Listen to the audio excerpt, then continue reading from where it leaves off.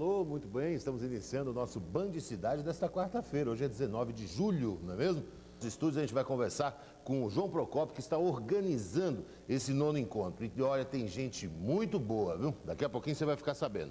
Também vai conversar com a gente hoje aqui no Band Cidade um dos coordenadores da Fundação Esperança. A gente já conversou com o Raudrinho em outra oportunidade, que é a questão que envolve um container que está detido lá no porto de Salvador, enviado pelos Estados Unidos, por algumas pessoas dos Estados Unidos, e que serviria aqui para crianças e adolescentes que precisam roupas, brinquedos, etc. A gente vai saber como anda a questão. Então, eles têm uma determinação, inclusive uma ordem presidencial aí envolvendo a questão, tá bom? Então você vai saber detalhes daqui a pouquinho, quando eu vou conversar com o Raudrinho, representante da Fundação Esperança no Brasil, o Raudrinho de Lima. E a gente já teve a oportunidade de conversar com o Raudrinho exatamente por causa de um container com doações de norte-americanos destinados a Alagoas, mas que ficaram impedidos de seguir viagem no porto de Salvador. E até lá, aliás, até hoje, esse container está lá. O Raudrinho tem corrido, batido em diversas portas, buscado aí o apoio até oficial, teve em Brasília durante um bom tempo, mas parece que agora, né, Raudrinho, só depois das eleições, só a partir do dia 4 de outubro é que o container e as doações serão liberados. É essa mesma história, Raudrinho? Como é que estão as coisas? Tudo bom? Boa tarde, Bartolomeu Dresch, boa tarde, telespectadores do Canal 5. Bem, foi uma grande batalha que nós tivemos, um país do terceiro mundo, onde nós estamos, onde a criança e adolescente colocado do lado, quer dizer, a nossa fundação lá nos Estados Unidos manda esse container, e estamos a completar um ano agora em julho, que esse container está lá, a questão da burocracia. Não só da burocracia, mas houve um grande lobby por parte das indústrias de roupas, certo? Nacionais, lá em Brasília, no Ministério do Desenvolvimento, da Indústria e Comércio, certo? Contra o grande número de doações que estavam vindo para o Brasil, certo? Quer dizer, logo quando nós enviamos essa carga, eles entraram no processo de lobby lá no Ministério. Quer dizer, hoje, se você é representante de uma entidade filantrópica, você chega em Brasília, você é suspeito. Sabe? Que eles falam... mal visto, é mais ou menos mal visto. Falar de carga, de doação... Eles acham que é concorrência? Pois é, foi preciso a intervenção de um deputado federal aqui em Alagoas para dizer que eu era um homem de bem, conhecia minha família, tudo. Tem a ideia como é que é as coisas aqui nesse Brasil. Certo? Mas quer dizer, agora então a possibilidade de liberação é só depois da eleição? Foi o seguinte, houve aquele problema, naquele pagamento de $5 mil referente à taxa de permanência do container lá no Porto de Salvador, certo?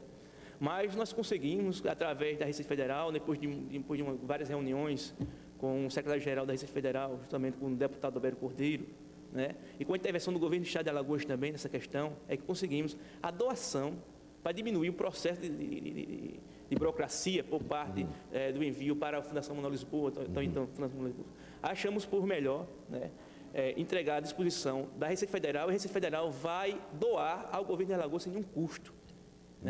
Como forma de agilização. Agilização, exatamente, sem nenhum custo ao governo de Alagoas, certo? E o governo de Alagoas, o governador Ronaldo Lessa comprometeu que iremos repassar para as entidades que estavam na relação, certo? Vai ser mantida a relação. Vai ser mantida a relação, certo? Quer dizer, que depois de muita luta conseguimos resolver este problema, certo? Mas só depois do dia 4 de outubro. Dia 4, porque o presidente da República ele baixou uma portaria proibindo qualquer tipo de doação por parte, certo, da Receita Federal durante até o período da eleição, dia 3 de outubro. Essa portaria presidencial não é lei eleitoral, não?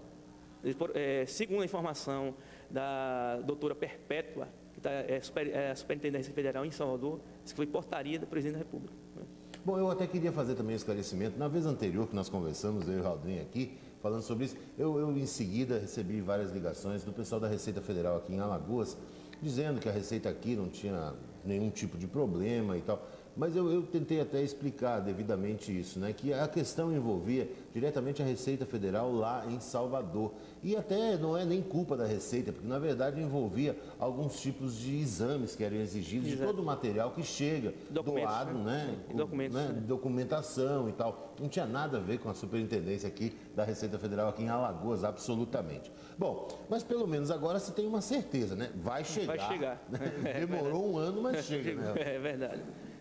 graças a Deus, assim, o empenho de várias pessoas em Brasília, né? A boa vontade por parte do representante da Receita Federal em Brasília, né, se sensibilizou quando viu que a causa era justa, realmente se tratava de uma entidade que queria repassar para essas crianças e adolescentes aqui de Alagoas. Aí ele se sensibilizou e, da melhor forma possível, na forma oficial, de uma forma oficiosa, né, e resolvemos esse problema. Agora me diz uma coisa, Rodrigo, tudo bem, essa etapa aí eu acho que já está sendo superada, praticamente definitivo, né? Tem pouca coisa agora para resolver. Agora eu gostaria de saber, você está propondo também algumas modificações no Estatuto da Criança e do Adolescente, você que é ligado a essa questão que envolve crianças e menores abandonados aqui em Alagoas, você tem alguma proposta em relação a isso? A proposta da mudança, não, porque o próprio Estatuto é o mais avançado do mundo. É moderno. É moderno. O que falta é ser cumprido o Estatuto, ser cumprido, certo? Você tem a ideia, estão querendo aprimorar o Estatuto. Tem uma novidade que o menor não é mais menor infrator, né? No ECA, no Estatuto da Criança e Adolescente. Agora, menor acometido em ato infracional, certo? Quer dizer, mudar o termo é a mesma coisa. Muda a nomenclatura. Exatamente, certo? Por exemplo, uma situação aqui existe aqui no estado de Alagoas, a questão do CRM, por exemplo. Por exemplo, o CRM. O CRM é responsável pela Secretaria de Justiça, né? Eu encontrei lá com o doutor Antônio Carlos em Brasília, que ele estava lá com um projeto, certo? O Agente Jovem, que é exatamente na questão da liberdade assistida, né? Vão ser 94 crianças que estão no CRM, crianças e adolescentes que praticaram o ato infracional, certo? Vão ser pleiteados com esse projeto do Agente Jovem. É um programa a ser desenvolvido lá? É do Ministério da Previdência Social. Do Ministério. Da Previdência Social, certo? Quer dizer, na questão também dos conselhos tutelares. O que nós precisamos aqui em Alagoas, certo? É a questão da reciclagem desse pessoal, do pessoal que faz essa parte do conselho, certo? Que o pessoal recebe para tal, certo? Por exemplo, aqui em Maceió nós temos um conselho atuante, assim, mas existe as suas fragilidades, certo? Mas aqui em Maceió era para ter 5 conselhos. Para ter 5, só tem um. Exatamente. O problema existe exatamente essa questão.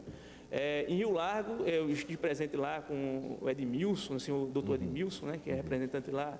Quer dizer, eu vi ele usar até o próprio carro dele para resolver alguns problemas. Tem um menor que estava ferido, um corte imenso, ele pegou o carro dele. Quer dizer, o pessoal faz o impossível, mas o que é preciso realmente é a questão da organização por parte do Estado, do Ministério Público. Existe, por exemplo,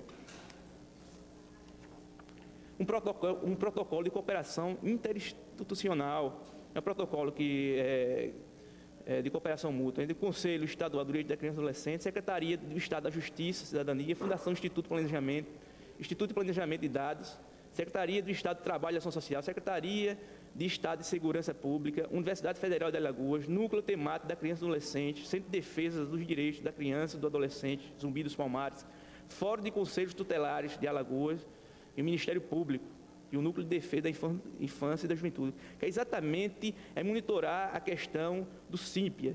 O CIPIA é um órgão, é o Sistema de Formação para a Infância e Adolescência, lá no Ministério da Justiça, que faz o repasse de verba para os conselhos tutelares. E todos esses órgãos aí vão ter que se envolver numa parceria? Eles fizeram já uma parceria, certo? Até existe uma proposta, eu estive conversando lá com o pessoal da Secretaria de Justiça, de começar a organizar essa reunião entre esses órgãos para a gente começar a trabalhar nesse processo, nesse repasse de verba, né? Monitoramento das questões dos conselhos tutelares. Em Alagoas existem 54 conselhos tutelares, apenas 13 são registrados no CIPIA, que é o órgão lá no Ministério da Justiça que repassa a verba. Quer dizer, precisa estruturar exatamente para buscar verbas. Exatamente, buscar verba. Bom, tá certo então. Eu acho que é interessante esse esforço aí que o Haldrin desenvolve, a própria Fundação Esperança, na busca sempre de melhorar a qualidade de vida e na formação de cidadãos, né? Eu acho que isso aqui é importante. Haldrin, a gente está com o tempo estourado, eu queria agradecer mais uma vez a sua presença e eu espero que na próxima vez que a gente converse, as doações já vão estar chegando aí. Com certeza. Tá bom? Muito obrigado ao Haldrin de Lima, da Fundação Esperança, aqui em Maceió. A gente vai ficando por aqui. Já ia anunciar um outro bloco. Tem mais não, só amanhã agora, infelizmente. Amanhã, a partir das 12h50, a gente se encontra novamente com Band Cidade, tá certo? Tenhamos todos uma ótima quarta-feira. Até amanhã.